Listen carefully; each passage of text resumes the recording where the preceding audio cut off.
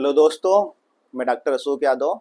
दोस्तों, हमारे ओपीडी में 2 दिन पहले एक पेरेंट्स आते हैं कि सर हमारा बच्चा 1.5 साल का है, उसके पैर बाहर की तरफ जा रहे हैं। जैसा कि आप फोटो में देख सकते हैं कि बच्चों की दोनों नी जॉइंट है वो बाहर की तरफ है और जो पैर भी है वो भी बाहर तरफ है। इसको साइंस की टर्म में कहते हैं जेनु वैरम, यानी बो लेग। बो लेग यानी धनुष की तरह बच्चे का जो पैर है बाहर की तरफ मुड़ा है।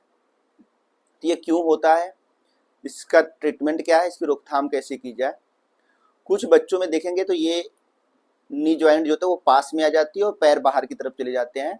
उसको कहते हैं नॉक नी या फिर जेनु बेलगम। उसमें क्या होगा कि जो नी जॉइंट होगी दोनों पास आएंगी और पैर बाहर की तरफ हो जाएगा। ये बच्चों में जो होता है विटामिन डी डिफिशियंसी की वजह से होता है। ये रिकेट्स का एक लक्षण होता है। नॉर्मली जब ग्रोइंग होती है, एज बढ़ रही होती है, तो जो हड्डियां होता है उनका डेवलपमेंट होता है, उनको मिनरलाइजेशन, उसमें मिनरल लगते हैं, कैल्शियम, विटामिन, फास्फोरस, ये सब लग रहे होते हैं, तो उसकी मजबूती आती है। तो जो इन बच्चों में विटामिन डी की कमी होती है उनमें क्या होता है कि ये बोन कमजोर हो जाती हैं, तो उन पर भार बढ़ता है तो बाहर की तरफ जाती हैं। विटामिन डी डिफिशियंसी के और लक्षण क्या होते हैं, उसमें जो कलाई रिस्ट होती है उसकी वाइडनिंग हो जाती है। रिस्ट जब देखेंगे तो उनकी थोड़ा स्वेलिंग आएगी। एंकल ज्वाइंट में स्वेलिंग आती है। फ्रंटल वाशिंग होती है। उसके बाद उनके दांत बच्चों में देरी से आते हैं।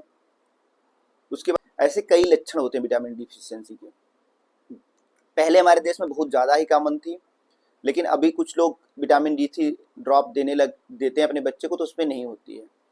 तो हर बच्चों में विटामिन डी की डिफिशियंसी के चांस है जब तक आप ऊपर से नहीं देंगे, क्योंकि आप चाहे माँ का दूध बच्चे को पिला रहे हैं या फार्मूला डिब्बे वाला दूध होता है वो बना के पिला रहे हैं या गाय भैंस का दूध दे रहे हैं, इन सब में विटामिन डी उतनी मात्रा में नहीं होता जितनी मात्रा में बच्चे को ज़रूरत होती है डेवलप के लिए, विकास के लिए। तो हर बच्चे को विटामिन डी3 की ड्रॉप 1 साल तक देना है हड्डी की मजबूती और ग्रोथ के लिए। 400 इंटरनेशनल यूनिट विटामिन डी3 हर बच्चे को 1 साल तक देना, चाहे आप माँ का दूध पिला रहे हैं या ऊपर का दूध पिला रहे हैं, तो देना ही देना है।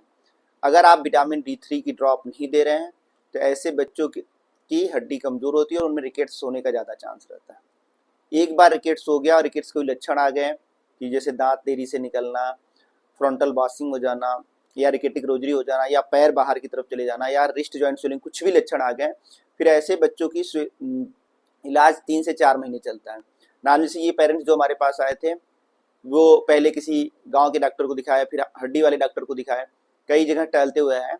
तो अगर आपके बच्चे के ऐसे कोई लक्षण आ गए तो 3 महीने तो कम से कम इसका इलाज चलता है।